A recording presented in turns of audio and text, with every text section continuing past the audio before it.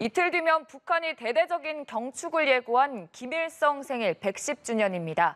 북한이 김일성 생일을 계기로 이번 주 핵실험이나 대륙간 탄도미사일 발사 등 대형 무력 시위에 나설 가능성이 제기됐었는데 정작 북한은 조용합니다. 그 이유가 뭘까요? 지성림 기자가 전합니다.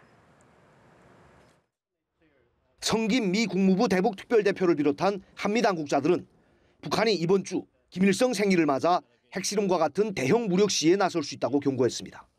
북한이 당장 감행할 가능성이 큰 전략 도발로는 핵실험과 정찰위성 명분의 장거리 로켓 발사, 신형 대륙간 탄도미사일 화성 17형 재발사 등이 거론됐습니다. 하지만 김일성 생일이 코앞인데도 북한은 잠잠합니다. 우선 핵실험은 함경북도 길쭉은 풍계리 핵실험장 갱도 복구 작업이 마무리되지 않아 미뤄지는 것으로 알려졌습니다. 정부 당국은 북한의 현재 갱도 복구 속도로 봤을 때 다음 달 초에나 핵실험이 가능할 것으로 관측하고 있습니다.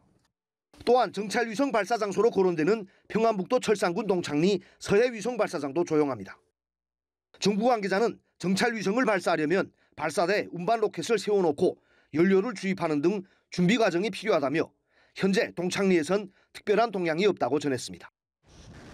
한미 당국이 실패로 평가하는 화성 17형은 실패 원인을 분석하고 문제점을 보완해 다시 발사하려면 시간이 필요할 것이란 분석이 나옵니다. 일각에선 북한이 지난달 24일 화성 17형 시험 발사에 성공했다고 발표하고 화려한 편집 영상까지 공개하며 대대적으로 선전했는데 굳이 화성 17형을 다시 쏠 이유가 있겠느냐는 관측도 제기됩니다. 김일성 시대에 시작된 병진 노선을 북한의 김정은이 화성 17형을 통해서 완성했다라고 선전을 하고 있습니다. 그렇다면은 이번 4월 15일을 기념하기 위해서는 새로운 형태의 미사일이나 도발이 필요치는 않았겠죠. 일단 이번 주는 김일성 생일 당일에 열릴 것으로 보이는 열병식을 제외한 추가 무력 시위는 없을 것으로 보이지만 북한이 이른 시일 내 핵실험 등의 전략 도발에 나설 가능성은 여전히 남아 있습니다. 연합뉴스TV 지성림입니다.